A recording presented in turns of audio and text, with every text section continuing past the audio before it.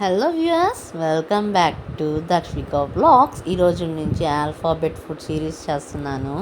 And A for apple కదా, యాపిల్తో chocolate pudding చేస్తున్నాను. దానికి 2 యాపిల్స్ తీసుకొని ముక్కలుగా కట్ చేసుకోవాలి. తర్వాత ఒక గిన్నె తీసుకొని అందులోకి నీళ్లు పోసుకోవాలి.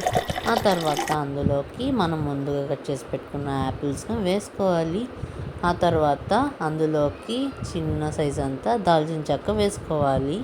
ఆ తర్వాత ఆ రెండింటిని బాగా ఉడికించుకొని పక్కన పెట్టుకోవాలన్నమాట.